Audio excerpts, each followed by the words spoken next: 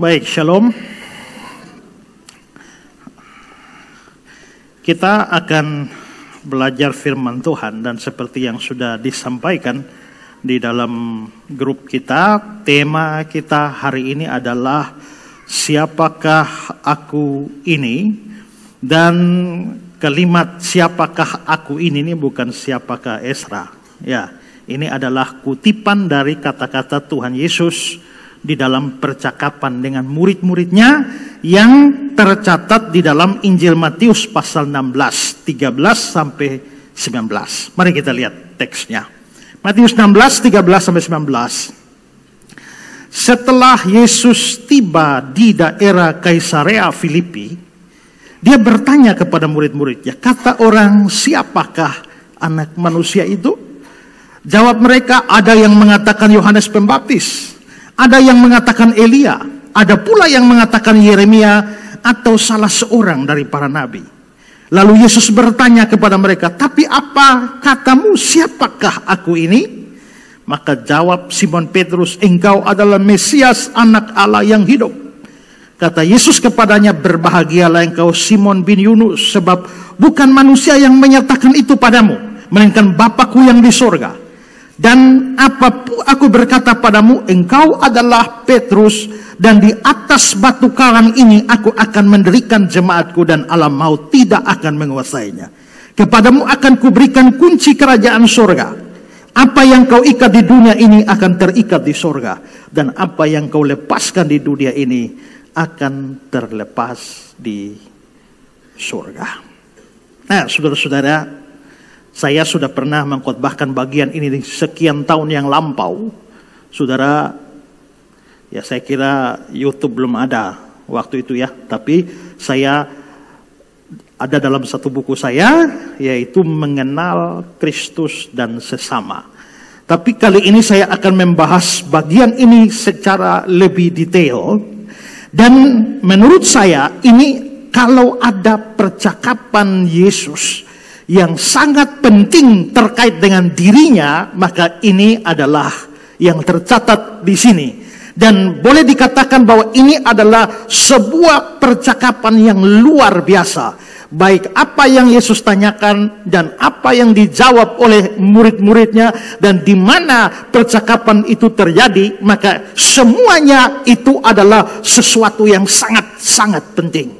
Karena itu saya hari ini mau mengajak kita belajar bagian ini lebih detail.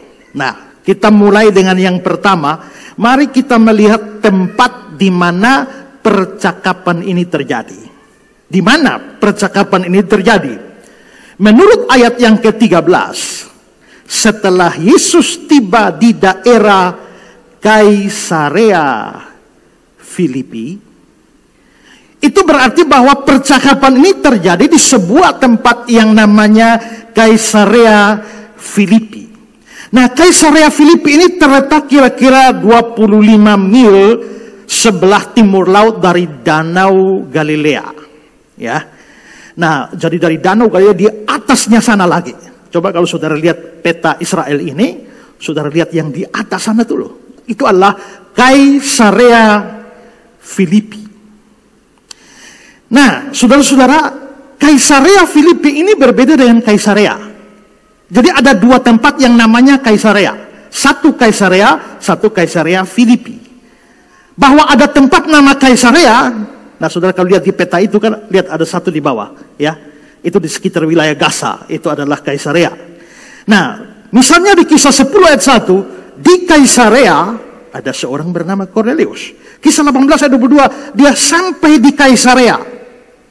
Jadi memang Kaisarea berbeda dengan Kaisarea Filipi. Nah, Kaisarea itu adalah sebuah kota yang dibangun oleh Raja Herodes Agung. Herodes Agung ini adalah Herodes yang mau bunuh Yesus tuh waktu bayi, ya. Nah, Raja Herodes Agung demi mendapatkan hati atau mengambil hati Kaisar Agustus di Roma, maka dia membuat sebuah kota. Dia membuat sebuah kota di pesisir Laut Tengah, seperti nampak dari peta tadi. Lalu dia mempersembahkan kota itu kepada Kaisar. Makanya dikasih nama Kaisarea. karena dipersembahkan kepada kaisar. Lalu saudara, belakangan Herodes Agung sudah mati. Herodes Agung sudah mati, Kaisar Agustus juga sudah mati. Kaisar Agustus diganti oleh anaknya yang namanya Kaisar Tiberius. Sementara Herodes Agung itu mempunyai sejumlah anak yang mana pada saat dia mati dia sudah bagi-bagi wilayah menjadi kekuasaannya. Ya, misalnya salah satunya adalah Herodes Antipas. Herodes Antipas itu yang potong kepalanya Yohanes Pembaptis. Ya, tapi ada Herodes yang lain juga saudara Antipas, namanya Herodes Filipus. Nah, Herodes Filipus itu ikut bapaknya suka ambil hati dengan kaisar di Roma.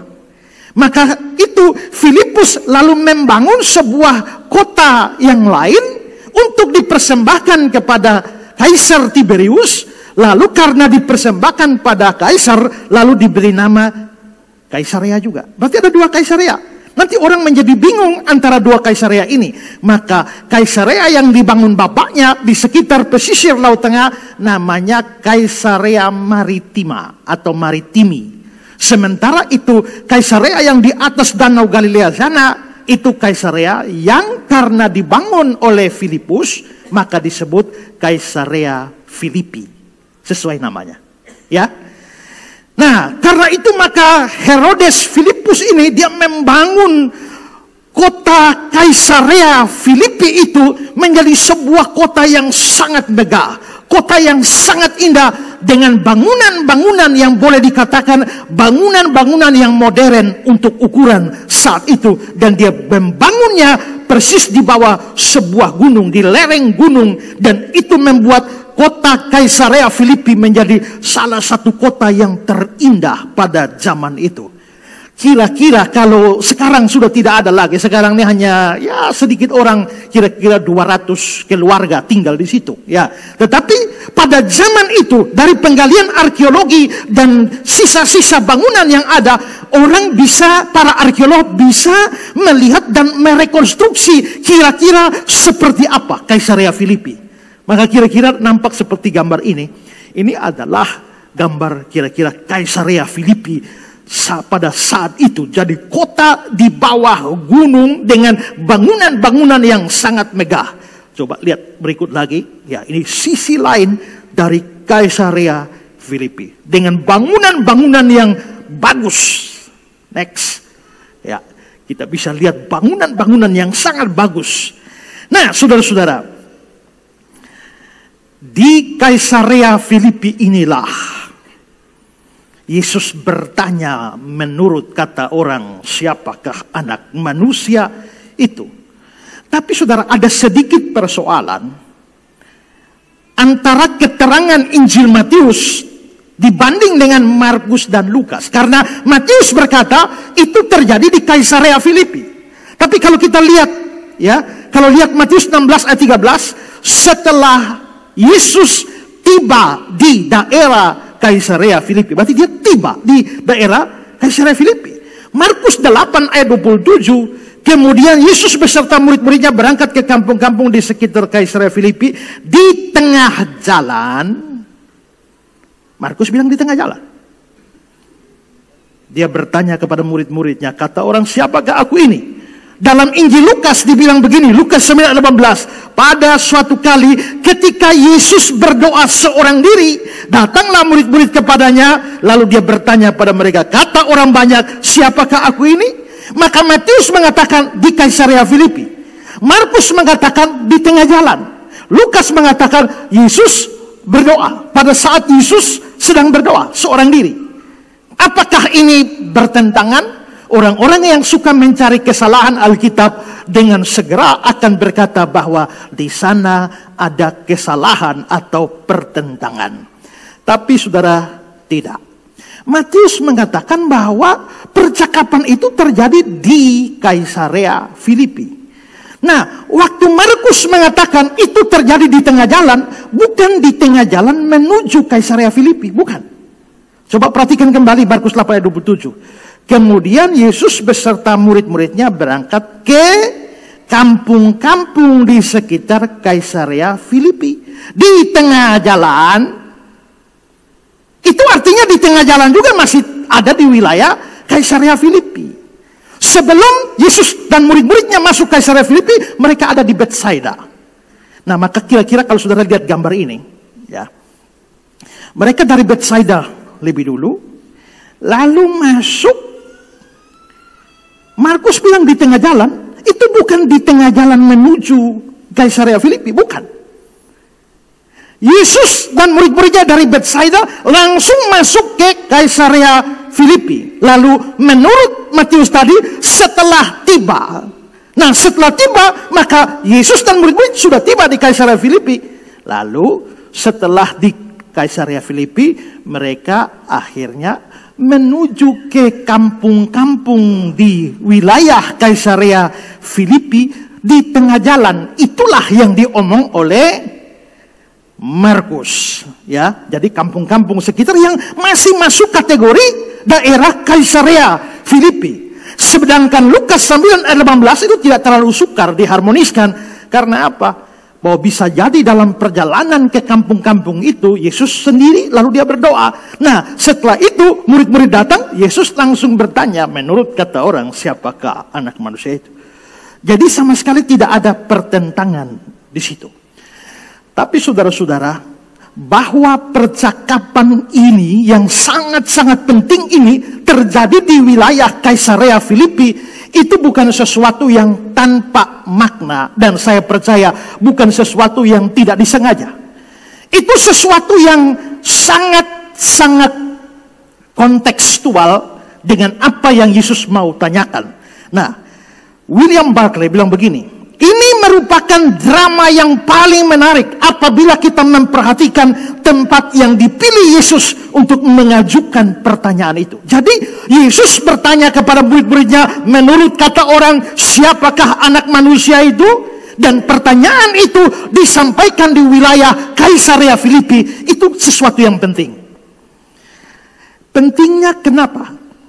Karena Kaisarea Filipi, di Kaisarea Filipi itu adalah tempat di mana semua agama kuno pada waktu itu berkembang dan menjadi pusat penyembahan. Hampir semua agama kuno pada waktu itu.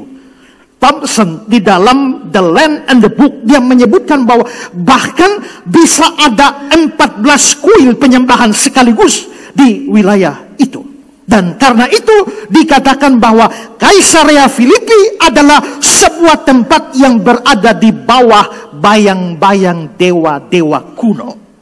Nah, saya akan jelaskan ini satu persatu. Pertama, saudara, di Kaisarea Filipi, dia karena didirikan di bawah gunung batu yang sangat tinggi, dan di bukit-bukit atau gunung-gunung batu itu pernah menjadi tempat di mana orang menyembah dewa Baal Syria kuno. Maka itu sampai hari ini ada. Kalau saudara pergi ke sana, saudara akan melihat bahwa di batu-batu itu ada lubang-lubang. Lubang-lubang itu, coba lihat seperti gambar ini, ya. Saudara lihat ada lubang-lubang di sana. Ya. Next. Nah, saudara lihat lubang-lubang itu apa? Itu lubang-lubang tempat taruh dewa.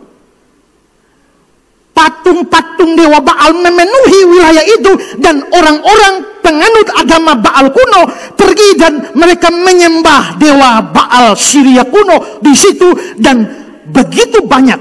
Dengan kata lain, Kaisarea Filipi adalah wilayah penyembahan Baal kuno. Tapi saudara, di wilayah itu juga ada sebuah bukit besar dan ada satu gua di dalamnya, ya. Saudara lihat ini guanya. Ini sampai hari ini, ya. Nah, apa pentingnya gua ini? Gua ini dipercaya sebagai tempat kelahiran seorang dewa Yunani yang namanya Dewa Pan. Nah, Dewa Pan itu adalah dewa dari mitologi Yunani, dan saudara, di dalam panteon dewa-dewa Yunani ada banyak dewa. Salah satu dewa namanya Dewa Hermes. Coba saudara lihat Kisah 14, 11-12. Ketika orang banyak melihat apa yang telah diperbuat oleh Paulus, mereka itu berseru dalam bahasa Likoinia, dewa-dewa telah turun ke tengah-tengah kita dalam rupa manusia.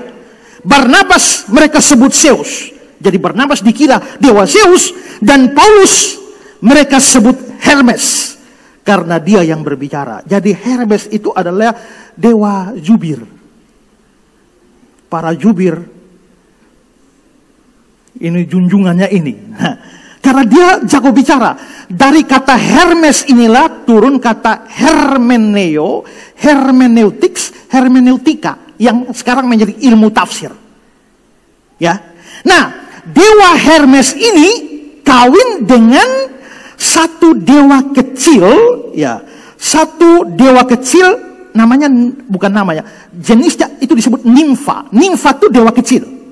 Tapi ada dewa kecil itu berkuasa, ada dewa kecil yang berkuasa atas air, ada dewa kecil yang berkuasa atas pohon, ada dewa kecil yang berkuasa atas batu, dan ada dewa kecil yang berkuasa atas gunung. Nah, ada nimfa, dewi kecil yang berkuasa atas gunung, itu namanya Penelope. Ya. Nah, si Hermes, dewa Hermes itu kawin dengan dewi kecil penguasa gunung yang namanya Penelope itu. Nah, hasil kawin Hermes dan Penelope, rupanya mereka kawin entah di mana, tapi lalu melahirkan satu dewa lain namanya Dewa Pan. Dan Dewa Pan lahirnya di Goa yang ada di Kaisarea Filipi itu. Nah, saudara-saudara lihat gambar ini adalah Dewa Pan. Nah, Dewa Pan itu akhirnya dianggap sebagai dewa hutan, dewa pegunungan, dewa padang rumput, dewa untuk penggembalaan, dewa ternak, dan bahkan ada yang menganggap Pan sebagai dewa alam semesta. Nah, karena Dewa Pan lahirnya di Kaisarea Filipi, maka Kaisarea Filipi itu di situ dibangunlah sebuah groto. Groto itu adalah satu bangunan-bangunan, susunan-susunan dari batu yang disusun dengan formasi yang unik sebagai tempat menyembah Dewa Pan itu. Kalau saudara lihat gambar ini, rekonstruksi dari Kaisarea pada masa itu, saudara lihat di sana, next ya. Saudara lihat ada tulisan di sana, Grotto of Pan. Itu adalah suatu semacam ada tempat dari dekat goa itu dibuat untuk menjadi penyembahan kepada Dewa Pan. Lalu saudara, di bagian yang tidak terlalu jauh dari grotto itu dibuat lagi sebuah court of Pan, satu altar Pan, dan di situ dikasih patungnya Dewa Pan bersama dengan patung ayahnya yaitu Dewa Hermes serta ibunya Nimfa Penelope. Nah, ini namanya court of Pan. Kalau saudara lihat gambar ini, saudara lihat di situ ada satu lubang di batu itu, dan disitulah patung-patung dari Pan, Hermes, dan Penelope ditaruh di sana. Nah, sehingga akhirnya seluruh wilayah itu identik dengan wilayah kekuasaan Pan. Dan karena itu tadi saya bilang bahwa kota ini dibangun oleh Herodes Filipus, lalu kasih nama Kaisarea Filipi. Tapi sebelum nama Kaisarea Filipi, tempat itu bukan asli nama Kaisarea Filipi, tidak. Itu nama yang diberikan kemudian. Nama asli dari wilayah ini adalah Panias. Panias itu dari kata pan itu. Panias, lalu karena perkembangan sehingga akhirnya tempat itu kalau saudara pergi ke wilayah Israel sekarang, tempat itu namanya Banias. Nah, saudara lihat gambar ini, Grotto of Pan, lalu ada Ancient Banias. Nah, disebut Banias, Panias karena tempat itu identik dengan wilayah penyembahan dari Dewa Pan. Maka Kaisarea Filipi adalah pusat penyembahan Dewa Baal Syria kuno, tapi juga adalah pusat penyembahan dari Dewa Pan. Lalu saudara-saudara, di sebelah kiri dari altar pemujaan Pan, itu mereka juga mendirikan satu kuil lagi untuk dewa Yunani terbesar yang namanya dewa Zeus. Yang tadi kita sudah baca juga ya. Barnabas disebut Zeus, dan pusat penyembahan dewa Zeus itu dibuat di sana persis di sebelah altarnya dewa Pan. Kalau saudara lihat gambar ini, lihat gambar yang saya kasih lingkaran. Nah, itu adalah kuilnya Zeus. Saudara, kalau saudara ingat khotbah saya pada malam Natal, saya menceritakan tentang bagaimana Kaisar Agustus yang mengadakan suatu reformasi besar-besaran di seluruh kekaisaran Romawi, sehingga akhirnya Kaisar Agustus disebut sebagai Soter, juru selamat. Dia disebut sebagai Tuhan, dia disebut sebagai Raja Damai. Karena itu dari situ muncullah penyembahan kaisar dalam tradisi Romawi. Jadi kaisar-kaisar itu juga dianggap dewa. Nah, Kaisar Agustus itu dewa. Nama-nama bulan yang kita pakai sekarang tuh ya, itu nama-nama dewa Romawi.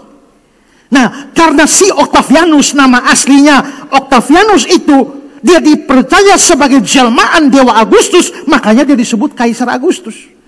Maka penyembahan terhadap Kaisar Agustus itu juga terjadi di mana-mana, hampir seluruh kekaisaran Roma. Nah, karena Herodes Agung, bapaknya Filipus itu, kepengen ambil hati Herodes Agung, maka dia mendirikan suatu kuil penyembahan untuk Agustus persis di sebelah groto atau di depan grotonya Pan. Ya, saudara lihat gambar ini. Ya, nah itu yang di situ. Kalau kita lihat ada kuil di situ. Itu adalah kuil yang dibangun untuk penyembahan kaisar. Yang paling pojok itu, persis di depan groto ada goa. Kalau saudara lihat goa kecil di belakang itu. Sehingga kekaisaran Roma itu memuja Kaisar Agustus dan Herodes mempersiapkan tempat penyembahannya. Nah, Barclay bilang siapapun yang memandang ke Kaisarea Filipi walau dari jauh pasti akan melihat tumpukan marmer yang berkilauan. Itu pasti teringat akan keperkasaan dan keilahian Romawi. Lalu saudara, persis di sebelah kuilnya dewa Zeus, mereka juga membuat sebuah altar pemujaan untuk seorang dewi yang namanya Dewi Nemesis. Kalau saudara lihat ini adalah Dewi Nemesis. Ini adalah dewi pembalasan dendamnya orang Romawi. Dan karenanya disebut juga Dewi Pengadilan. Maka saudara lihat kalau simbol keadilan Romawi yang ada timbangan ini nih, lalu ada perempuan berdiri, itu Dewi Nemesis. Ya. Nah, dia disembah di sana, dan kalau saudara lihat itu di gambar kiri kanan itu ada altar yang dibangun untuk memuja Dewi Nemesis di sana. Jadi saudara lihat, Kaisarea Filipi adalah tempat menyembah dewa Baal. Tempat juga untuk menyembah dewa Pan. Tempat juga untuk menyembah dewa Zeus. Tempat juga untuk menyembah Kaisar Agustus. Tempat juga untuk menyembah Dewi Nemesis. Di bagian lain dari wilayah itu ada goa yang mempunyai mata air yang sangat hebat. Bahkan orang di goa itu sampai orang tidak tahu seberapa dalam. Orang pernah turunkan tali untuk ukur kira-kira sampai dasarnya itu berapa meter. Tapi orang turunkan tali begitu panjang, tidak tahu dasarnya sampai di mana. Tapi sumber airnya itu besar sekali. Kalau saudara lihat gambar ini, itu ada gua yang ada sumber air. Nah, dipercaya bahwa dari mata air inilah, ini sumber mata air untuk Sungai Yordan. Sungai Yordan dari dulu sampai sekarang tidak pernah kering-kering itu dari sini mengalirnya. Nah, kalau ngomong Sungai Yordan, maka orang Israel, orang Yahudi itu ada tempat di hati setiap orang Yahudi kalau dengar Sungai Yordan. Kenapa? Karena sejarah Israel beberapa kali berurusan dengan sungai Yordan ini. Elia, Musa, Yosua, dan lain-lain pernah berhubungan dengan ini. Nah, bayangkan sungai Yordan menjadi sungai yang sakral bagi orang Israel. Dan ini sumbernya, sumber airnya. Maka orang Yahudi itu, tempat ini menjadi tempat yang mendapatkan hati orang Yahudi. Karena itu ada banyak orang Yahudi yang pergi ke mata air ini. Dan mereka berdoa di sana kepada Allah. Barclay bilang begini, anggapan bahwa mata air sungai Yordan terdapat di sana dapat membangkitkan kenangan indah sepanjang sejarah Yahudi. Kepercayaan Yudaisme kuno sudah tercium di udara bagi siapa saja yang adalah orang Yahudi saleh dan setia. Maka sekarang kembali, di Kaisarea Filipi ada penyembahan Baal, ada penyembahan Pan, ada penyembahan Zeus, ada penyembahan Kaisar Agustus, ada penyembahan Nemesis. Lalu juga tempat orang-orang Yahudi berdoa. Maka di sana banyak sekali. Kalau saudara lihat gambar ini, saudara lihat itu beberapa keterangan arkeologi tentang kondisi pada waktu itu di bawah bukit batunya Kaisarea Filipi. Kalau saudara berkunjung ke sana juga, saudara akan mendapatkan gambaran detail seperti gambar berikut ini. Ya, itu ada lihat, ada apa di sana, ada apa di sana. Jadi saudara-saudara, kalau begitu kita bisa lihat bahwa Kaisarea Filipi itu adalah wilayah yang sangat pluralis. Wilayah dengan begitu banyak kepercayaan, wilayah dengan begitu banyak iman di sana. Ya, bayangkan saudara, dewa-dewa, ada dewa Pan, dewa Hermes, ada Dewi Nimfa Penelope, ada Dewi Nemesis, ada Baal kuno, ada Kaisar Agustus, dan semua kepercayaan termasuk kepercayaan Yahudi, semua bertemu di sana. Dan Yesus hadir di tengah-tengah wilayah kepercayaan-kepercayaan kuno dan kepercayaan-kepercayaan kafir berhala-berhala itu. Dan dia hadir di sana dan bertanya, menurut kata orang, siapakah Anak Manusia? Dengan situasi dan kondisi Kaisarea Filipi seperti itu, apakah kebetulan Yesus bertanya tentang itu di wilayah Kaisarea Filipi? Saya yakin itu bukan kebetulan. Yesus sengaja pergi ke wilayah di mana ada begitu banyak agama di sana. Dia pergi ke wilayah di mana ada begitu banyak kepercayaan, ada begitu banyak iman-iman yang salah ada di sana. Dan dia menuntut sebuah jawaban. Siapakah aku ini?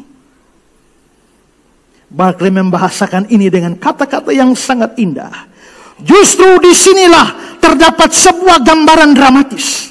Disinilah hadir seorang tukang kayu dari Galilea yang tidak punya rumah dan miskin, bersama dengan 12 murid orang biasa. Pada waktu itu kaum Ortodoks sedang menyusun rencana untuk menghancurkannya karena menganggapnya seorang bidat yang berbahaya. Dia berdiri di wilayah yang dipenuhi dengan kuil dewa Syria. Di tempat itulah dewa-dewa Yunani kuno memandang ke bawah. Di tempat itulah sejarah Israel memadati benak manusia. Dan di tempat itu pula lah rumah penyembahan kaisar yang terbuat dari marmer putih mendominasi pemandangan dan tampak begitu mencolok mata. Disitulah dan bukan di tempat lain tukang kayu yang luar biasa berdiri dan bertanya kepada orang-orang tentang siapakah dia menurut mereka, dan menantikan jawaban, engkau adalah anak Allah. Seolah-olah dengan sengaja menempatkan dirinya berhadapan dengan latar belakang agama-agama dunia dalam sejarahnya masing-masing dengan keagungannya, dan meminta supaya dia diperbandingkan dengan semua itu untuk mendapatkan kesimpulan yang menenangkan dirinya. Hanya ada sedikit tempat kejadian di mana kesadaran Yesus akan keilahiannya memancar dengan cahaya yang lebih menjilaukan. Dengan kata lain, di tengah-tengah seluruh agama dunia, di tengah-tengah seluruh kepercayaan dunia, di tengah-tengah seluruh iman dunia ini, orang harus bisa lihat dan tahu Yesus itu siapa. hari ini ada banyak agama di dunia, ada banyak iman di dunia. Lalu ada orang Kristen yang akhirnya melihat Yesus hanyalah menjadi salah satu dari semua kepercayaan yang ada. Sehingga mereka jatuh kepada iman pluralisme, yang lalu menganggap bahwa semua agama sama saja, semua agama dapat menyelamatkan. Asal orang bisa taat beragama, maka semua orang dari agama apa saja bisa diselamatkan. Itu ajaran pluralisme. Ada begitu banyak kepercayaan, dan orang melihat Yesus itu hanyalah salah satu jalan dari sekian banyak jalan yang ada di dunia ini. Tapi kehadiran Yesus di tengah-tengah dunia yang pluralistik ini dan mengajukan pertanyaan, siapa aku ini? Dia ingin menunjukkan bahwa orang percaya harus bisa melihat dia berbeda, dia itu unik, dia lain daripada yang lain dibandingkan dengan seluruh kepercayaan di dalam dunia ini. Sesuatu yang menarik. Di tempat seperti itulah percakapan yang mulia, yang agung, yang penting ini terjadi. Nah, kalau kita lihat percakapannya itu, maka kita akan melihat bahwa Yesus mengajukan pertanyaan dan para murid menjawabnya. Dan saya mau membahas itu. Sekarang poin kita yang kedua.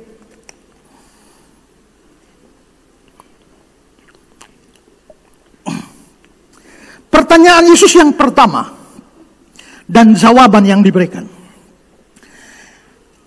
Pertanyaan Yesus yang pertama dan jawaban yang diberikan. Kita mau lihat pertanyaannya dan apa jawabannya. Mari pertama lihat pertanyaan Yesus. Ayat 13. Dia bertanya kepada murid-muridnya, kata orang, siapakah anak manusia itu? Saudara, Alkitab Indonesia terjemahan baru menerjemahkan seperti ini. Kata orang, siapakah anak manusia itu? Ini bisa memberi kesan bahwa anak manusia itu bukan diri Yesus. Tapi sejumlah penafsir itu menyatakan bahwa dari bahasa aslinya, pertanyaan itu bisa begini bunyinya. Kata orang, siapakah aku ini? Anak manusiakah? Itu terjemahan yang jauh lebih baik. Maka Yesus itu adalah anak manusia. Dia menganggap dirinya anak manusia, lalu sekarang dia bertanya, menurut kata orang, siapakah aku ini? Apakah anak manusia itu? Bar enasi dalam bahasa Ibraninya, Aramnya. Dan saudara-saudara, konsep tentang anak manusia, Yesus tuh banyak menyebut dirinya anak manusia. Nah, konsep tentang anak manusia itu sebenarnya berakar dari perjanjian lama, khususnya kitab Daniel. Karena nabi besar Yahudi, yaitu Nabi Daniel itu pernah mendapatkan sebuah penglihatan di langit. Apa yang dilihat? Daniel 7, 13-14. Aku terus melihat dalam penglihatan malam itu, tampak dengan awan-awan dari langit seorang seperti anak manusia. Datanglah ia kepada yang lanjut usianya itu, dan dia dibawa ke hadapannya. Lalu diberikan kepadanya kekuasaan dan kemuliaan dan kekuasaan sebagai raja. Maka orang-orang dari segala bangsa, suku bangsa, dan bahasa mengabdi kepadanya, kepada anak manusia itu. Kekuasaannya ialah kekuasaan yang kekal, yang tidak akan lenyap, dan kerajaannya ialah kerajaan yang tidak akan musnah. Berarti Daniel itu melihat seorang anak manusia. Dan deskripsinya adalah anak manusia itu datang dengan awan dari langit. Kata langit dalam bahasa Ibrani adalah samayim. Itu bisa berarti langit, bisa berarti surga. Maka boleh juga ayat itu dikatakan, Daniel melihat ada seorang anak manusia dengan awan-awan datang dari surga. Itu deskripsi pertama. Deskripsi yang kedua adalah bahwa sang anak manusia yang dilihat oleh Daniel itu, dia adalah seorang yang berkuasa dan sangat mulia. Dan yang ketiga adalah kekuasaan dan kerajaannya itu bersifat kekal dan tidak akan musnah. Itu anak manusia yang dilihat oleh Daniel. Nah, lalu di kalangan orang Yahudi, karena pengharapan mesianik mereka, lalu mereka berharap Mesias akan datang, sehingga mereka lalu menganggap bahwa anak manusia itu di dalam kitab Daniel adalah Mesias. Dan karena itu mereka menanti-nantikan Mesias, mereka menanti-nantikan anak manusia. Dan Yesus itu menyebut dirinya anak manusia. Yesus punya banyak gelar, tapi kalau ada gelar yang paling disukai oleh Yesus adalah anak manusia. Seorang teolognya namanya Donald Guthrie, dia bilang Yesus sendiri dengan sengaja memilih memakai istilah itu, anak manusia. Dan dia begitu sering menggunakannya pada waktu dia berbicara dengan orang banyak, atau dengan murid-muridnya, atau bahkan dengan musuh-musuhnya. Makanya di Matius 8 ayat 20 dia bilang, serigala punya liang, burung punya sarang, tapi anak manusia tidak punya tempat meletakkan kepala. Matius 9 ayat 6, supaya kamu tahu bahwa di dunia ini anak manusia berkuasa ampuni dosa. Matius 10 ayat 23, sesungguhnya sebelum kamu selesai mengunjungi kota-kota Israel, anak manusia sudah datang. Matius 11 ayat 19, kemudian anak manusia datang. Anak manusia, anak manusia, anak manusia.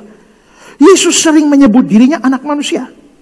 Sekarang, tadi di Daniel kita lihat anak manusia itu turun dari langit atau dari surga. Bagaimana dengan Yesus? Yohanes 3:13. Tidak ada seorang pun yang telah naik ke surga selain daripada dia yang telah turun dari surga, yaitu anak manusia. Yesus bicara dirinya. Maka dia dari surga. Tadi di dalam kitab Daniel kita lihat bahwa anak manusia itu begitu mulia dan dia datang dengan awan-awan. Dan Yesus bicara soal kedatangan dia yang kedua kali. Matius 24 ayat 30. Pada waktu itu akan tampak tanda anak manusia di langit. Semua bangsa di bumi meratap. Mereka melihat anak manusia datang di atas awan-awan di langit dengan segala kekuasaan dan kemuliaannya. Cocok dengan Daniel. Di Daniel dikatakan bahwa anak manusia itu raja, dan raja di mana kerajaannya itu kekal. Dan tentang Yesus dikatakan dalam Lukas 1, sesungguhnya engkau akan mengandung dan melahirkan seorang anak laki-laki, dan hendaklah engkau menamai dia Yesus. Dia akan menjadi besar, disebut anak Allah yang maha tinggi, dan Tuhan Allah mengaruniakan kepadanya tahta Daud, berarti dia raja, bapa leluhurnya, dan dia akan menjadi raja atas kaum keturunan Yakub sampai selama-lamanya, dan kerajaannya tidak akan berkesudahan. Kalau begitu, gambaran tentang Yesus cocok dengan penglihatan Daniel. Berarti anak manusia yang dilihat Daniel itu adalah Yesus. Yesus sangat sadar itu. Masalahnya orang Yahudi tidak tahu siapa dia. Orang Yahudi tidak percaya dia Mesias. Orang Yahudi tidak percaya dia adalah sang anak manusia itu. Karena itulah dia bertanya, menurut kata orang, siapakah aku ini? Anak manusiakah?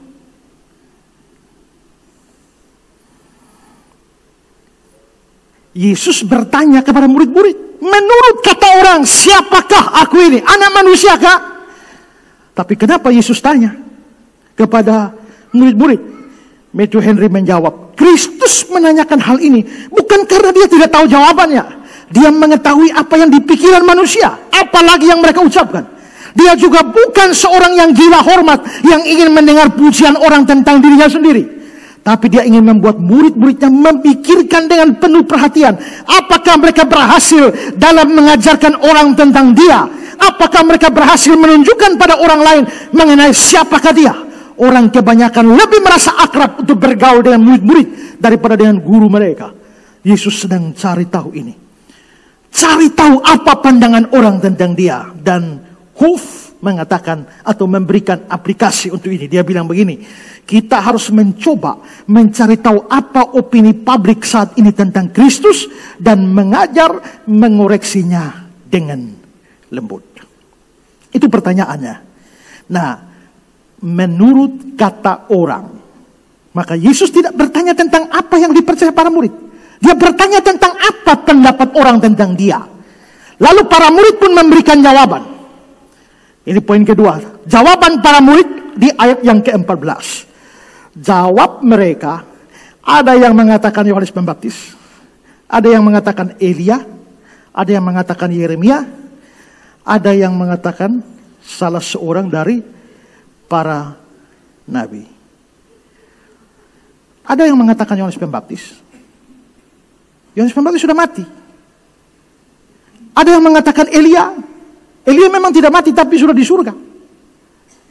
Ada yang mengatakan Yeremia. Yeremia juga sudah mati. Ada yang mengatakan seorang dari para nabi. Para nabi juga sudah mati semua. Dengan kata lain, terlepas dari Elia yang tidak mati, tapi jawaban publik tentang siapa Yesus semuanya dihubungkan dengan orang yang sudah mati. Mengapa mereka menghubungkan atau menganggap Yesus dengan seorang yang sudah mati? Clark bilang begini, doktrin Farisi tentang metempsikosis atau perpindahan jiwa cukup umum. Karena berdasarkan hal inilah mereka percaya bahwa jiwa Yohanes Pembaptis atau jiwa Elia, Yeremia atau beberapa nabi lain telah mendapatkan kehidupan yang baru dalam tubuh Yesus. Matthew Paul, banyak penafsir setuju bahwa orang-orang Yahudi memiliki pendapat bahwa jiwa orang-orang baik ketika mereka mati masuk ke dalam tubuh yang lain. Hal ini membuat mereka menduga bahwa juru selamat kita adalah salah satu dari para nabi terdahulu. Jadi kalau Pak Lom ini orang baik, nanti mati, jiwanya tuh pindah ke orang lain. Jadi kira-kira macam reinkarnasi. Itu kepercayaan mereka. Makanya Yesus yang muncul di depan mereka, siapa dia? Ini Yohanes Pembaptis. Maksudnya adalah jiwanya Yohanes Pembaptis masuk ke dalam tubuh Yesus. Jiwanya Elia masuk ke dalam tubuh Yesus. Jiwanya Yeremia masuk ke dalam tubuh Yesus. Tubuhnya boleh tubuh Yesus, tapi jiwanya, jiwa Yohanes, jiwa Elia, jiwa Yeremia, atau jiwa dari seorang para nabi. Tapi saudara, mereka bilang begini, Yohanes Pembaptis. Jadi ada juga yang anggap Yesus Yohanes Pembaptis. Jiwa orang baik dipercaya akan masuk kepada tubuh seseorang. Nah, ini kepercayaannya kepercayaan salah ya. Jadi saudara jangan percaya seperti itu. Kalau bapak sudah mati, tiba-tiba bapak punya arwah bisa masuk kepada seorang anak. Tidak. Orang kalau mati, dia orang percaya jiwanya masuk surga. Tubuhnya di Kapadala sana. Ya, kalau dia orang tidak percaya, tubuhnya mungkin di sana tapi jiwanya sudah neraka. Jadi tidak ada arwah jiwa manusia yang merasuk-rasuk orang hidup. Itu tidak ada. Kalau ada, itu pasti setan. Setan karena mana pak? Waktu Natal dong datang. Nasihat ketong, ya. Anak dong, bapak dan mama sudah tidak ada lagi, tapi kakak adik yang bakal lahir. Piba damai sudah semua Natal, kan bagus. Saudara jangan kira setan tidak bisa berpura-pura baik. Nanti dia kasih pura-pura baik, nasihat baik, abis itu sudah Natal, jadi tolong dulu bosan makan enak, tapi satu toples buat bapak mama ditaruh di kuburan situ. Maka banyak orang taruh kue di kuburan kan? Taruh kopi teh di kuburan kan? Itu sesuatu yang salah. Tapi kepercayaan yang salah ini berkembang pada masa itu. Sehingga mereka menduga tubuhnya boleh tubuh Yesus. Tapi jiwa orang mati, nabi-nabi itu yang masuk di sana. Nah, apalagi bukan hanya orang baik, tapi orang yang mati martir, lebih-lebih lagi, jiwanya pasti kembali kepada orang hidup. Nah, saudara lihat, yang penggal kepala Yohanes Pembaptis adalah Herodes Antipas, saudaranya Filipus. Lalu Herodes Antipas sempat mendengar tentang Yesus. Matius 14 ayat 1-2. Pada masa itu sampailah berita-berita tentang Yesus kepada Herodes, raja wilayah. Lalu dia berkata kepada pegawai-pegawainya, inilah Yohanes Pembaptis. Dia sudah bangkit dari antara orang mati. Dan itulah sebabnya kuasa-kuasa itu bekerja di dalamnya, di dalam Yesus. Jadi Herodes pun menganggap bahwa Yohanes Pembaptis hidup lagi dalam Yesus. Opini kedua itu adalah Elia. Mengapa sampai orang berpikir Yesus adalah Elia? Elia masuk dugaan karena memang di dalam Alkitab itu ada nubuatan bahwa menjelang kedatangan Tuhan, Elia akan datang. Maliaki 4 ayat 5. Sesungguhnya aku akan mengutus Nabi Elia kepadamu menjelang datangnya hari Tuhan yang besar dan dahsyat itu. Jadi ada kepercayaan Yahudi bahwa Elia akan datang menjelang akhir zaman. Kalau Elia akan datang menjelang akhir zaman, siapa Elia itu? Nah, saudara-saudara, waktu Yohanes Pembaptis muncul, dan dia adalah tokoh yang karismatik, banyak orang datang mendengar Yohanes Pembaptis, lalu orang-orang Yahudi mulai menduga, jangan-jangan ini Elia. Maka mereka utus tanya, Yohanes 1, 19-21.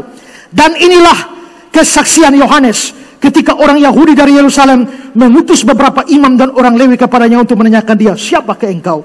Dia mengaku dan tidak berdusta, katanya, aku bukan Mesias. Lalu mereka bertanya kepadanya, kalau begitu siapa engkau? Elia? Dan dia menjawab, bukan. Aku bukan Elia.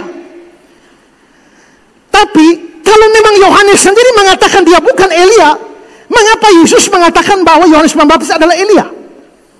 Matius 11, 13-14.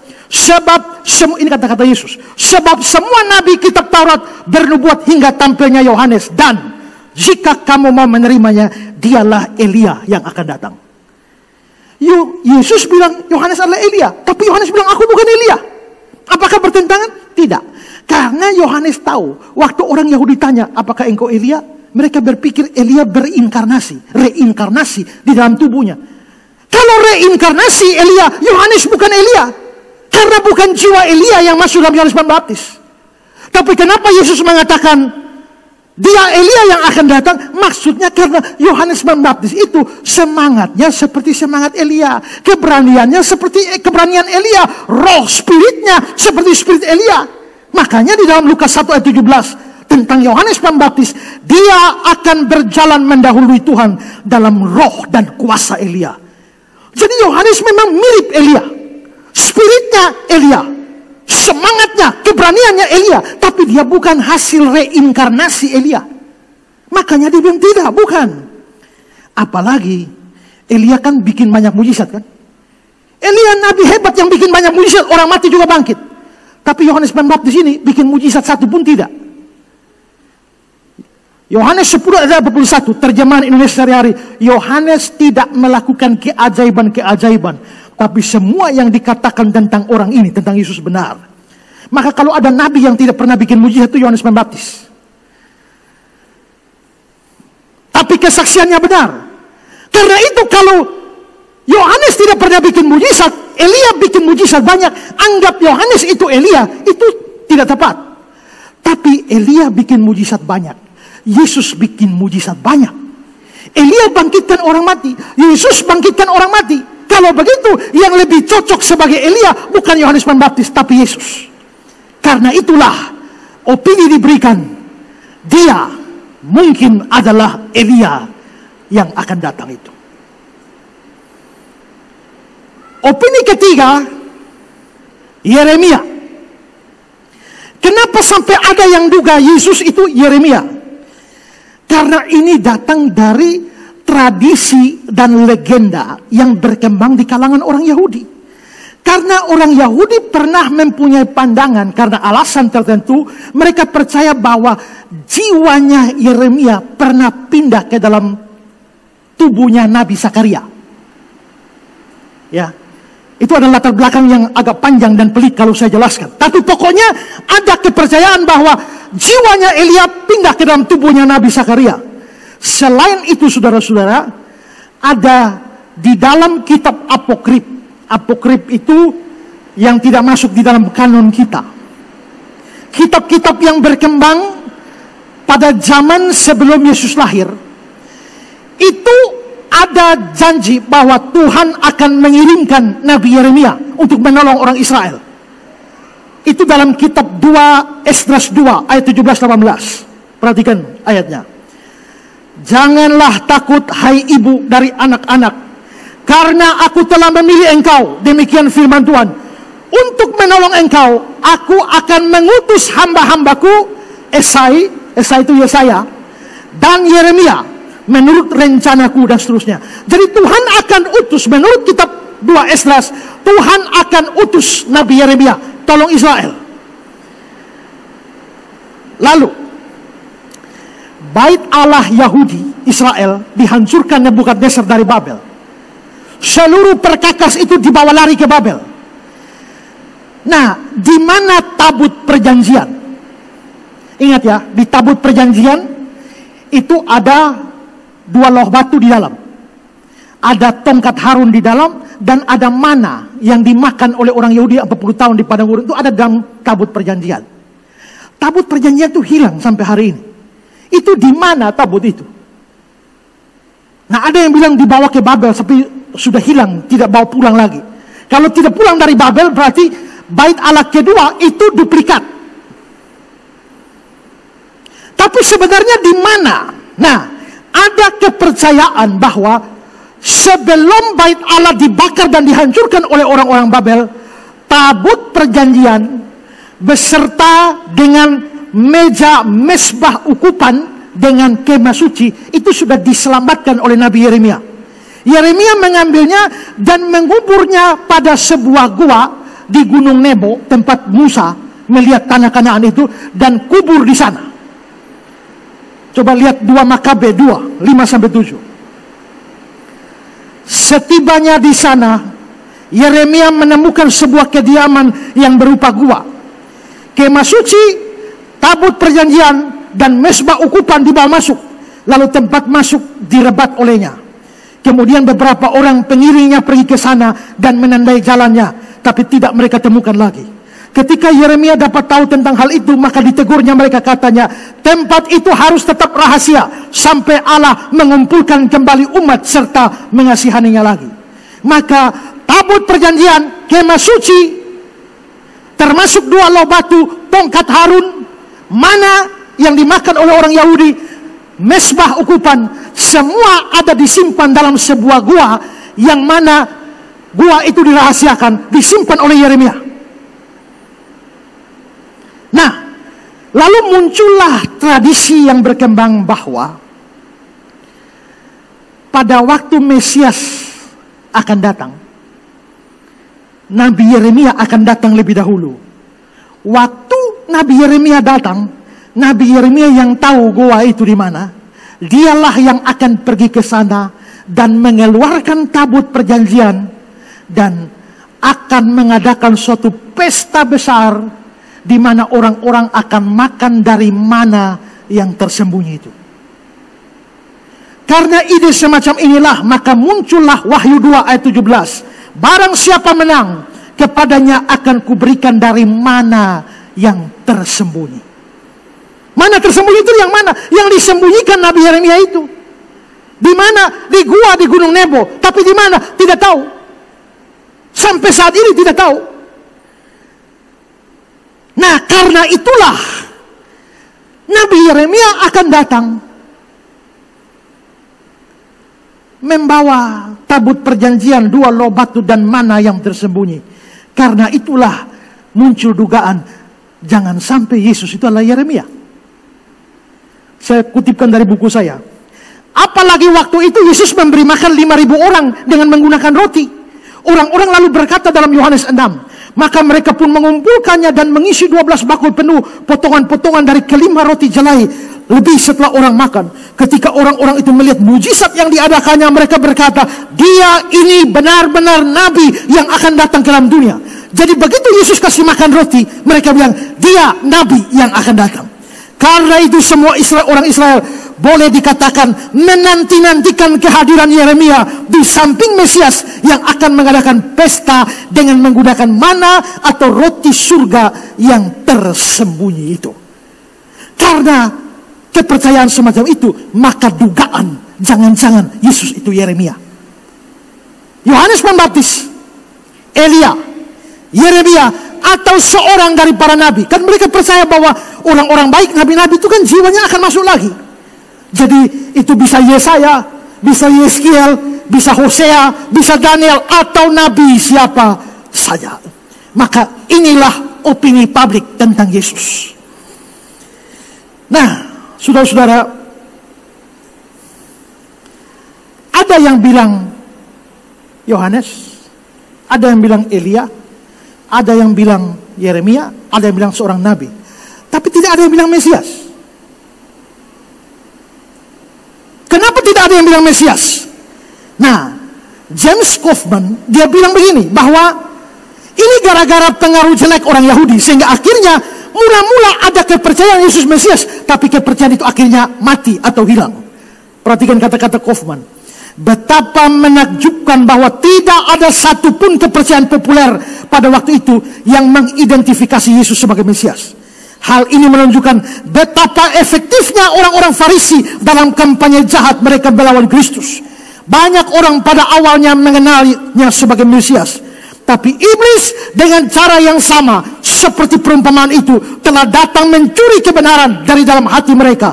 Setan telah mengikis citra Tuhan sehingga tidak ada pendapat umum yang menyatakan bahwa dia adalah Mesias. Kaufman lalu memberikan data bagaimana kepercayaan tentang Yesus Mesias itu sudah ada.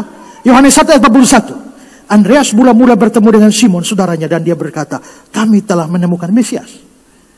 Yohanes 4, 29, 30. Mari lihat, di sana ada seorang mengatakan padaku segala sesuatu yang kuperbuat. Mungkinkah dia Kristus itu, Mesias itu? Maka mereka pun pergi ke luar kota dan datang kepada Yesus. Jadi menurut Kaufman, sebenarnya kepercayaan Yesus Mesias itu sudah ada. Tapi kenapa tidak muncul dalam opini publik?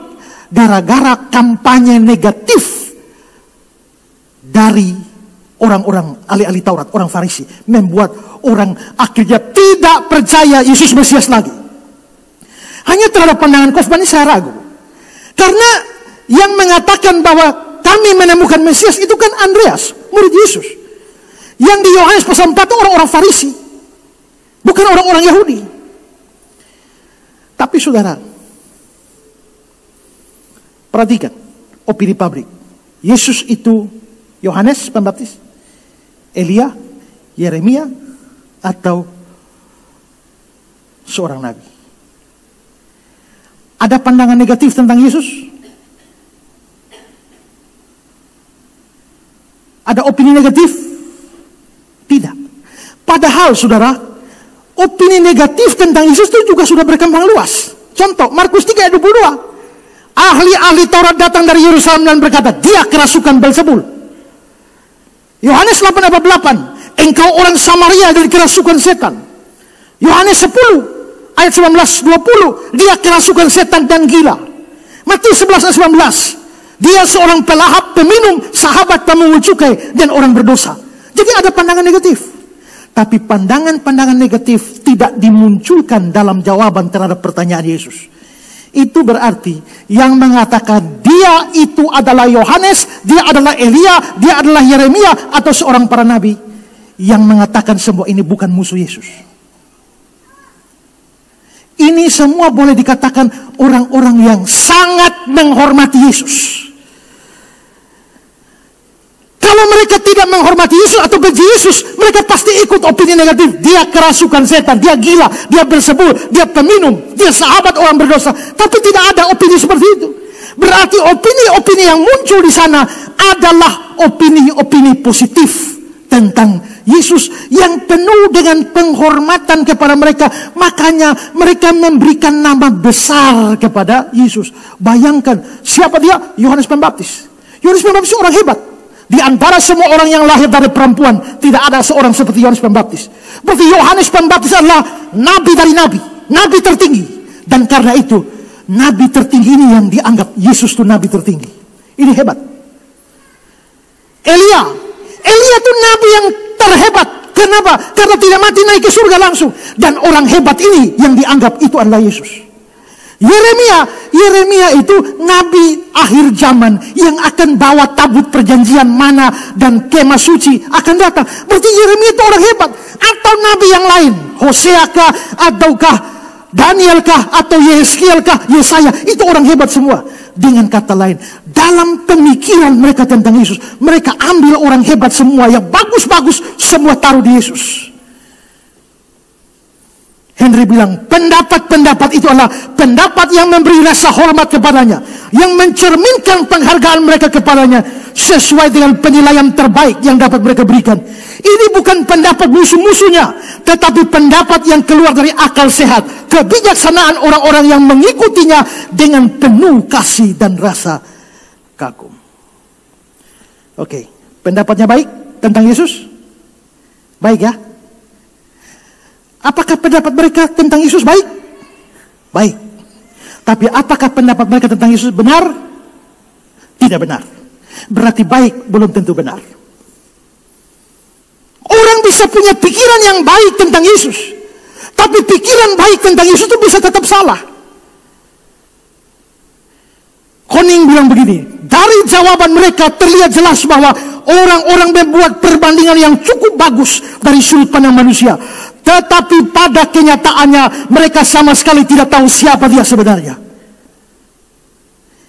Ini mengajarkan pada kita bahwa adalah mungkin bahwa seseorang mempunyai pikiran atau pandangan yang baik tentang Yesus, tapi pikiran dan pandangan yang baik itu tidak benar. Adalah Yesus dinilai sangat tinggi karena orang-orang top yang diidentikan, diduga dia. Itu berarti ada kemungkinan menilai Yesus sangat tinggi, tapi masih kurang tinggi. Ya, dan itu tidak benar. Perhatikan Henry lagi. Perhatikanlah, orang bisa saja memiliki pikiran-pikiran yang baik tentang Yesus, namun belum tentu benar. Mungkin saja mereka memberikan pendapat yang tinggi tentang dia, namun masih belum cukup tinggi.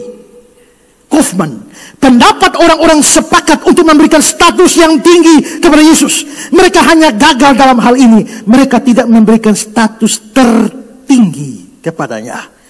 Berikan tinggi tapi tidak tertinggi. Oke, lihatlah Islam. Apakah Islam meninggikan Yesus atau yang mereka sebut Isa itu? Mungkin ada orang Islam yang merendahkan Yesus, tapi di dalam Al-Quran sendiri itu memberikan tempat yang begitu tinggi kepada Yesus atau yang mereka percaya sebagai Isa. Coba lihat surat Ali Imran ayat 45 pasal 3. Dikatakan begini, ingatlah ketika malaikat berkata, wahai Maryam, sesungguhnya Allah memberi kabar gembira padamu dengan kalimat darinya, namanya Al-Masih Isa putra Maryam, seorang yang dihormati di dunia dan di akhirat, dan termasuk orang-orang yang diberi kedudukan tinggi.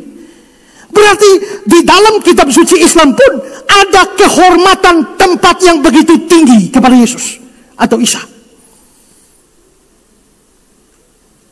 Maka kalau Islamnya Islam benar, dia pasti harus menghormati Yesus, bukan menghina Yesus. Lihatlah saksi Yehova dan Unitarian. Apakah mereka kurang menghargai Yesus? Tidak, mereka menghargai Yesus begitu luar biasa sampai mereka menganggap Yesus itu penghulu malaikat Mikael. Bukan hanya itu, mereka percaya Yesus itu adalah ciptaan pertama dari Allah, dan bahkan Yesus adalah pribadi terbesar nomor 2 di alam semesta, hanya satu tingkat di bawah Allah Yehuwa. Perhatikan kutipan dari buku Saksi-saksi Yehova. Putra tunggal Allah, satu-satunya putra yang diciptakan oleh Yehuwa sendiri. Putra ini adalah yang pertama dari semua ciptaan. Melalui dia semua perkara lain di surga dan di bumi diciptakan. Dia adalah pribadi terbesar kedua di alam semesta. Ini lebih hebat dari Islam lagi. Dan lihatlah bagaimana Erastus Sabdono begitu menghargai Yesus. Dia anggap Yesus Allah, satu tingkat di bawah Allah Bapa. Allah Bapa major God, Allah mayor, dan Yesus itu minor God, Allah minor. Jokowi presiden tidak pernah disebut Allah minor, ketua PBB juga tidak Allah minor. Tapi Yesus diangkat begitu tinggi oleh Erastus sampai Allah minor.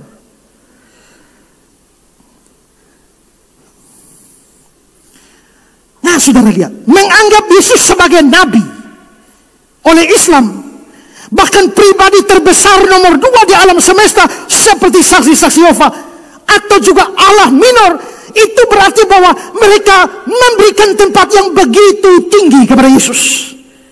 Tapi ingat, menghormati Yesus dan memberikan tempat yang tinggi kepada Dia itu masih tetap salah kalau tidak memberikan tempat yang tertinggi. Makanya tadi saksi Yehova bilang apa? Dia pribadi terbesar nomor 2 di alam semesta. Bayangkan, jabatan tinggi sekali kan? Tapi pendeta Budi Asali mengomentari pandangan saksi Yehova itu. Dia bilang begini, jangan menganggap kata-kata di atas sebagai suatu pujian memuliakan Yesus. Semua kata-kata tidak cukup tinggi dalam memuliakan Yesus bukan merupakan pujian, tapi penghujatan. Ini yang seperti saya kasih ilustrasi kali lalu. Orang bisa menghormati tapi tidak memberikan dia tempat yang sebenarnya, itu perendahan. Saya kasih ilustrasi. Pak Jokowi datang ke Kupang. Kita semua sambut dan mengelu-elukan dia. Wah, Pak Jokowi terima kasih. Selamat datang, hormat dia, mengelu-elukan dia. Tapi kita angkat spanduk, selamat datang Pak Menteri. Apakah saudara menghormati Jokowi atau merendahkan dia?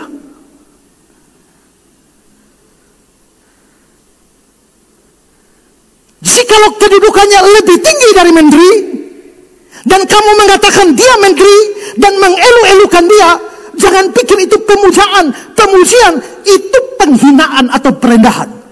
Jadi memang opini-opini begitu bagus, opini-opininya begitu positif, tapi karena mereka tidak memberikan tempat yang tertinggi kepada Yesus, maka biarpun setinggi apapun orang angkat Yesus, itu tetap salah.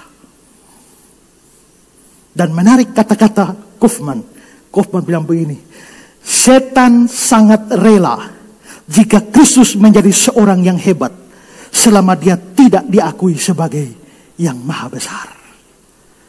Kalau kamu bilang Yesus orang hebat, setan tidak keberatan. Yesus itu orang yang terhormat, setan tidak keberatan. Yesus itu penghulu malaikat, setan tidak keberatan. Yesus itu pribadi terbesar nomor 2 di alam semesta, setan tidak keberatan. Yesus itu minor God, setan tidak keberatan. Sepanjang kamu jangan anggap dia adalah Tuhan dan Allah yang setinggi-tingginya, pribadi number 1 di dunia ini. Kalau begitu, pikirkanlah sungguh-sungguh, siapa Yesus menurut kamu? Penilaian yang salah atau turun sedikit saja dari sebenarnya, kamu tetap tidak benar.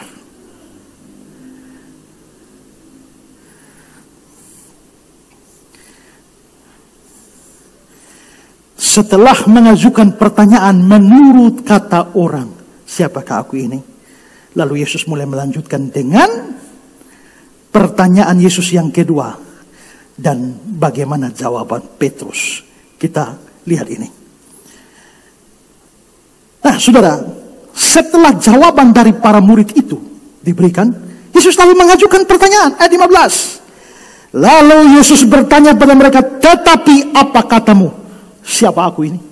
Tadi dia bilang, menurut kata orang, siapa aku ini? Tapi setelah berbagai opini diberikan, dia langsung dengan pertanyaan yang bukan soal kata orang, tapi katamu. Tetapi apa katamu? Jawaban pribadimu sendiri. Setelah opini yang banyak, jawaban pribadimu sendiri apa? Mengapa Yesus bertanya seperti ini? Apa makna pertanyaan ini? Apa pentingnya pertanyaan ini? Dan bagaimana jawaban yang benar?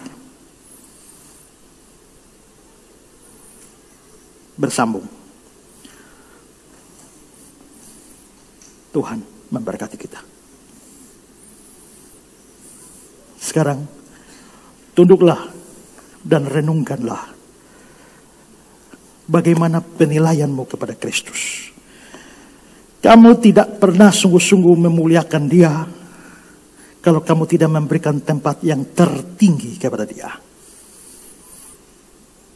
Setinggi apapun pandanganmu tentang Kristus, kamu masih jauh dari kebenaran Kalau kamu belum anggap dia yang tertinggi, sebesar apapun pandanganmu tentang dia, kamu masih jauh dari kebenaran. Sepanjang kamu tidak mengakui dia yang terbesar. Katakan Yesuslah besar. Katakan dia cintaku.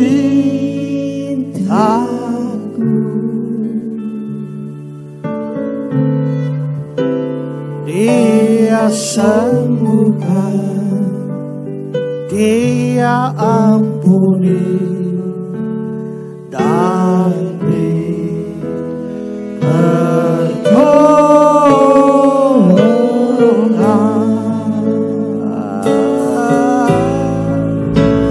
Katakan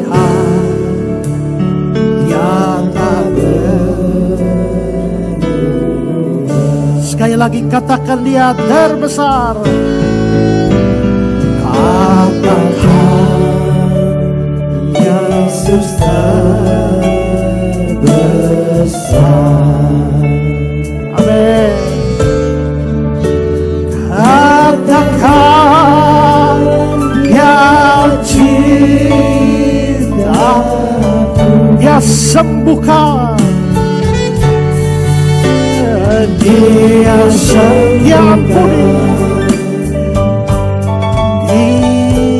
dia ampuni, dan beri pertolongan. Katakan dia tak berubah. Katakan dia tak berubah. Saudara, biar singer tetap menyanyikan lagu ini dengan setengah suara. Mari semua boleh membuat pengakuan iman, pengakuan pribadi bahwa Kristus yang tertinggi, yang terbesar, yang terbaik, yang termulia, dan semua yang itu adalah miliknya.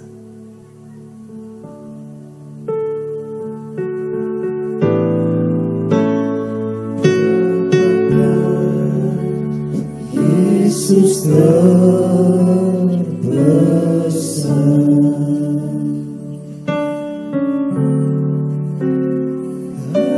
Katakan dia cintaku,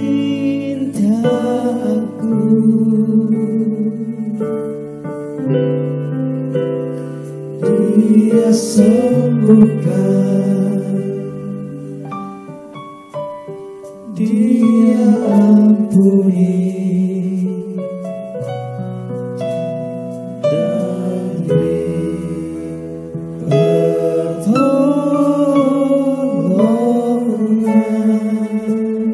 Katakan dia tak berubah. Katakan dia tak berubah.